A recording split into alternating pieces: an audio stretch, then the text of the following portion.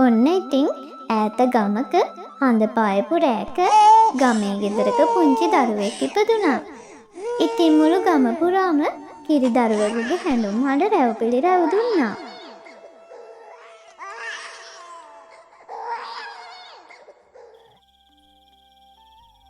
ඔන්න සුමන පාලට යස අපූරු කොළු පැටියෙක්. මගේ කොල්ලගේ වාසනාව.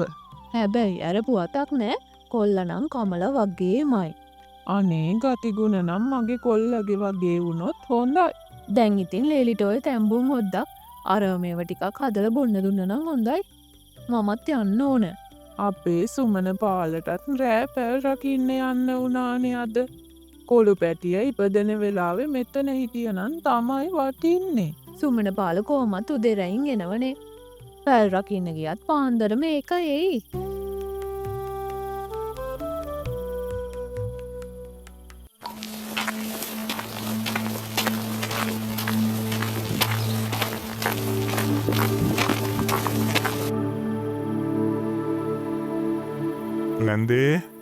නැන්දේ මේ කුමාර ළමයනේ. ඇයි අද පැලට ගියේ නැත්ද? කෝ නැන්ද කමලක්කා? මේ අපේ කමලට දරුව ලැබිලා. ගෙට වෙලා ඉන්නවා. නැන්දේ කලබල වෙන්න එපා. මේ සුමන පාලයියට නයා ගැහුවා. මොනවා? දෙවියනේ මගේ කොල්ලා. කෝ දැන් සුමන පාල? අපි සුමන පාල අයියව වෙදගෙදරට අරගෙන ගියා. මම මේ හනිකට මෙහෙට ආවේ නැන්දලට විස්තරය කියන්න. ඉතින් සුමන පාලව වෙද ගෙදරට අරගෙන ගියත් සුමන පාල තමන්ගේ දරුවගේ මූණවත් නොදක මේ ලෝකෙන් යන්නම ගිහින් තිබුණා. ඉතින් කමලා තමන්ගේ දරුවත් එක්ක සුමන පාලගේ ගෙදර තනි වුණා.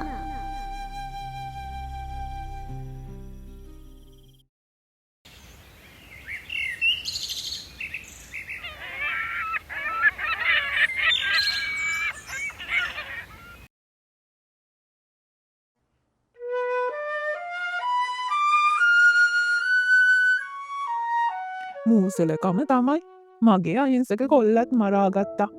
මට හිතුණා මගේ දරුවගේ ඇහැක් කටක්වත් පිහිටල නැති වෙද්දී. අනේ අම්මේ, මේ කිරිසප්පය මොනව කරන්නද? දරුවට කෑ ගහන්න එපා. කිරිසප්පය මොනව කරන්න දහන්නේ? ඔය ළමයා ඉපදුණු වෙලාවෙමයි මගේ කොල්ලට නයා ගැහුවේ. මගේ අහිංසකයා මරාගත්තා. අම්මා දැන් දරුවට අවුරුදු 5ක් වෙනකම්ම ඕක කියලා බැන්නනේ. දැන් දරුව ලොකුයි. දරුවට තේරෙනවා. ඕම බනින්න එපා අම්මේ. කොච්චර කල් බැන්නත් කවද බැන්නත් මං කියන්නේ ඇත්ත. මගේ දරුව නැති වුණ පාඩුව දන්නේ මමනේ.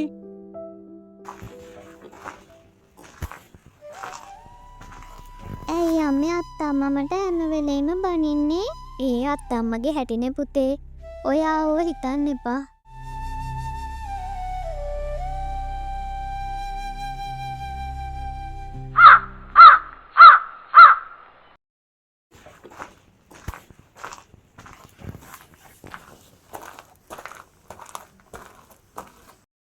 කමල නංගියේ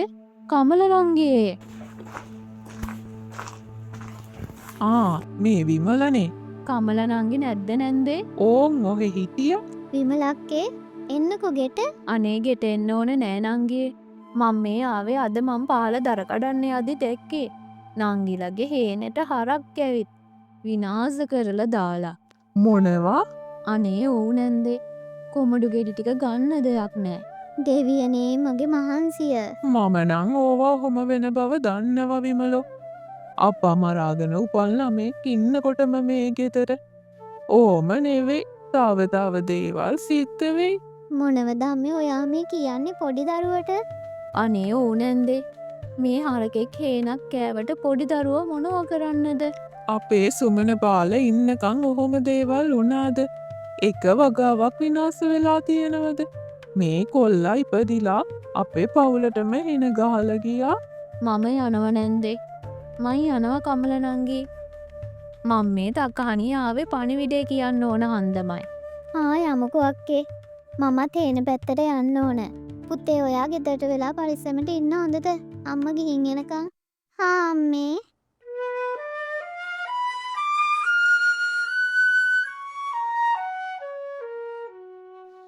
ඔන්න ඉතින් විමල එක්ක හේනට ගියපු කමල දකිනවා හරක් ඇවිත් හේනට කරපු විනාසේ. මුළු හේනම පාගලා කාලා දාලා ගිහින් තිබුණා.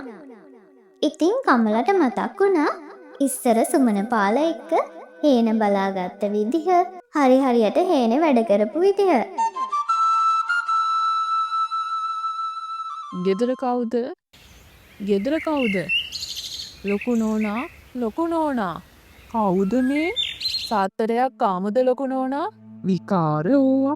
මට නම් වෙලාවක් නෑ ඔය විකාරවලට. ඒම කියන්න එපා ලොකු නෝනා. නෝනට මාර කාපලයක් තියෙනවා. මොනවා? එහෙනම් මේ ගෙදර කෙනෙක්ගෙන් වෙන්නේ නැති. ඔව් ඔව් නෝනා. මේ ගෙදර අපලකාරයෙක් ඉන්නවා. ලොකු නෝනට හරිම අපලයි ඒ ඇත්තගෙන්. ඒකත් එකටම එහෙනම් කමලගේ පොඩි එකාගෙන් වෙන්න ඇති. තව විස්තර කියන්න බලන්න. පොඩි දරුවෙක් තමා නෝනා. තව විස්තර කියන්න නම් සල්ලි කීයක් හරි ගන්න ඕනා. මෙන්න එහෙනම් මේක තියාගන්නකෝ. නෝනා මේ ගෙදර ඉන්න පොඩි ළමයගෙන් නෝනට හරිම අපලයි. නෝනා මැරෙන්න වුණත් පුළුවන්. තව බලාගෙන හිටියොත් ලොකු නෝනා විනාසයි. මගේ කොල්ලවත් මරාගෙන මාවත් මරාගන්න ඉපතිලා. මේවා අපේ කරුම. කියන්නකෝ දැන් මම මොනවද කරන්න ඕන කියලා. පුළුවන් ඉක්මනට ඔය ළමයව ගෙදරින් පිට කරන්න නෝනා.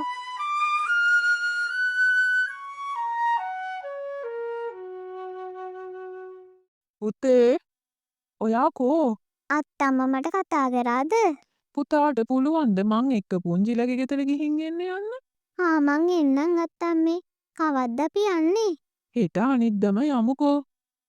ඉතින් සාත්තරකාරියගේ කතාව අහපු කමලගේ නැන්දම්මා කපටිකමින් මුණුපුරාව රවට්ටගෙන ගෙදරින් එළියට එක්ක යන්න කල්පනා කරනවා.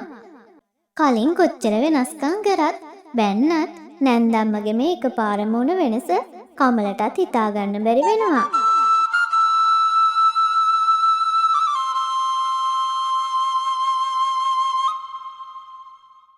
පුතේ මේ කෑම කෑවේ නැද්ද? නෑ අත්තම්මේ. ඔය අත්තම්මගේ කෑමනේ. ඉතින් මොකද? පුතත් කන්නකෝ. අනේ මට එපා. අත්තම්ම කන්නකෝ. මෙන්න මමනේ දෙන්නේ. ඔයා අරගෙන කන්නකෝ. අත්තම්ම ඉස්සර මට මේව කන්න දෙන්නේ නෑනේ. බනිනවනේ. ඒ ඉස්සරනේ පුතේ. දැන් ඔයා කන්නකෝවා.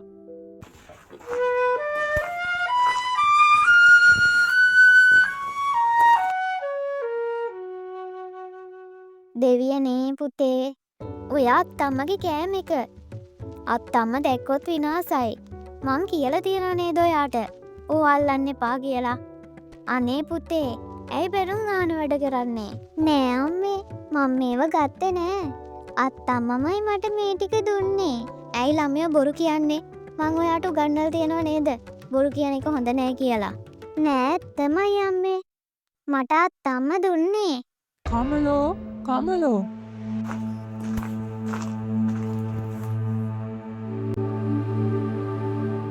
ඇයි අම්මේ මට කතා කරේ? මේ පුතා කෑම එක අරගෙන අම්මේ ඒක මං දුන්නේ.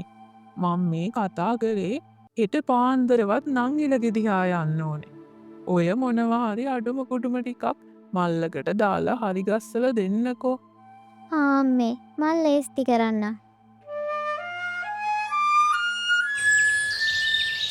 ඉතින් උදේරයින් නැගිටපු කමලගේ නැන්දම්මා පුතාවත් ලෑස්ති කරගෙන හනිකට කැලෑ පාර දිගේ ගමන යන්න පිටත් වුණා.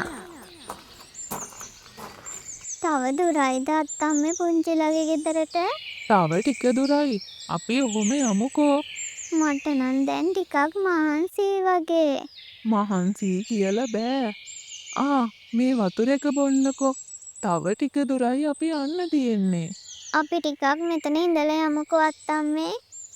ටිකක් වෙලා අයිමුකෝ. අත්තම්මේ, ඇයි මේ කැලේ ඇතුලේ පුංචිලා ගෙදර හැදුවේ? මේ කැලේ ඇතුලේ ගේ හදලා නෑ ළමයෝ. මේ කැලෙන් එහා පැත්තේ ගමේ පුංචිලා ඉන්නේ.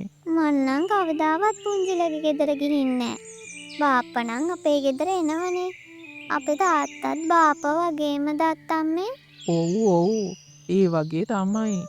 අපි දැන් යමුකෝ.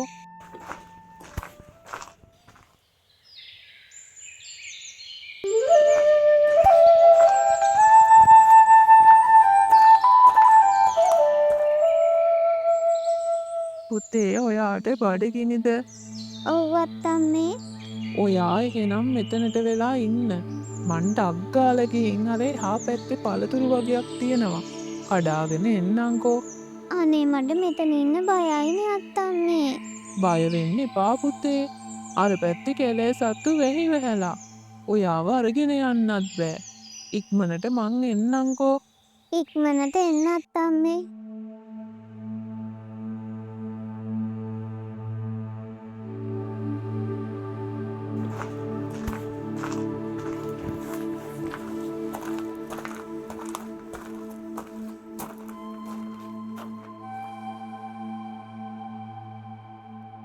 වැඩේ හරි. කොල්ලවත් අතරමං කරා. දැම්ම ගෙදර යන්න ඕන. ගිහින් කමලට කියන්න ඕන කොල්ලව කැලෑ නරි අදගෙන ගියාය කියලා. මමත් මගට ගිහින් මේ රෙදි තැනින් තැන ඉරා ගන්න ඕන. නැත්තම් ඕකුම් මාව විශ්වාස කරන එකක් නෑ. ඉක්මනට මෙතනින් නොගියොත් කොල්ලා මාව හොයාගෙන මෙතනටම එයි.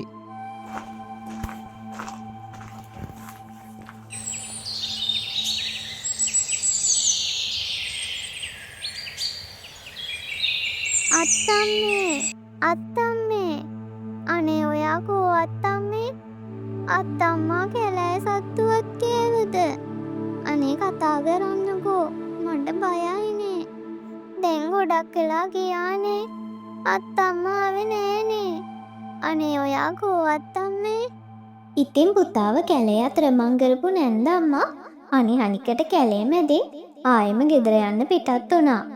ඉතින් අත්තම්මව හොයාගන්න බැරි වුණු පුතත් අඬ අඬ කැලෑව ඇතුලෙන් ආයෙම ගෙදර පැත්තට ගියා.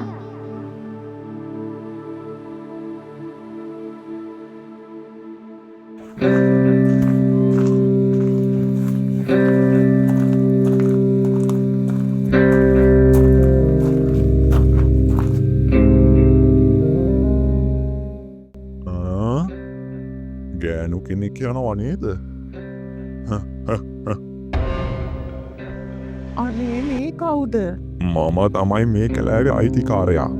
අනේ මට යන්න දෙන්න. ඔය තියෙන රත්තරන් බඩු සල්ලි එහෙම ගත්තනා? අනේ මල් ළඟ සල්ලි නෑ. මම මේ ගමනක් යන්න ආවේ. එහෙම යන්න දෙන්න බෑ. යන්න ඕන නම් මට සල්ලි දෙන්න වෙයි. අනේ ඔය පිහිය අහකට ගන්න. මගේ බෙල්ල කැපෙයි. පිහිය අහකට ගන්න? පිහිය අහකට ගන්න නම් සල්ලි ගෙවන්න වෙයි. අනේ මාව විශ්වාස කරන්න. මල් ළඟ සල්ලි නෑ. මං අසරණ ගෑණියෙක්. සද්දයක් ඇහෙනවනේ. අනේ අත්තම්මගේ කටහඬ වගේ. ඉක්මනට ඒ පැත්තට යන්න ඕනේ. අත්තම්මගේ කටහඬ තමයි ඒ නම්.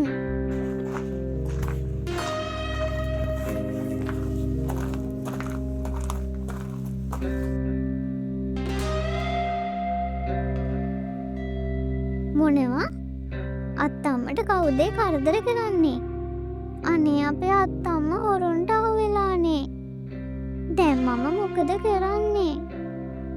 හැංගිලා ඉඳලා අලියෙක් වගේ කෑ ගහන්න ඕන.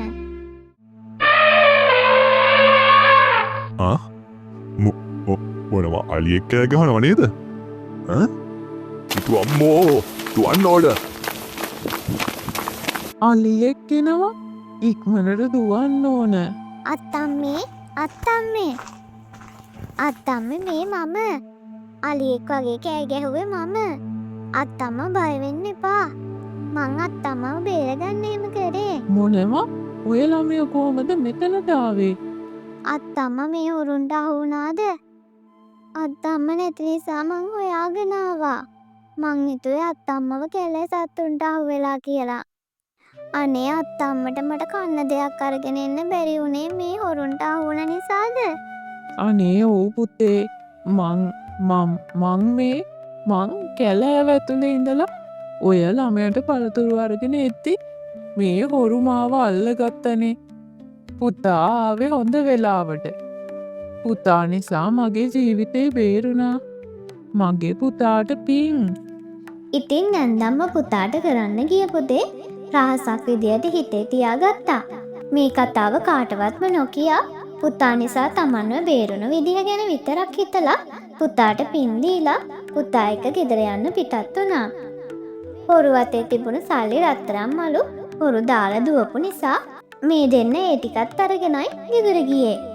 ඉතින් තමන්ගේ ජීවිතය බේරගත්ත නිසා කමලගේ දරුවත් කමලත් තමන්ට වාසනාව ගේන බව හිතපු නැන්දම්මා මේ දෙන්නට හරිම ආදරෙන් සලකමින් සතුටෙන් ජීවත් වුණා.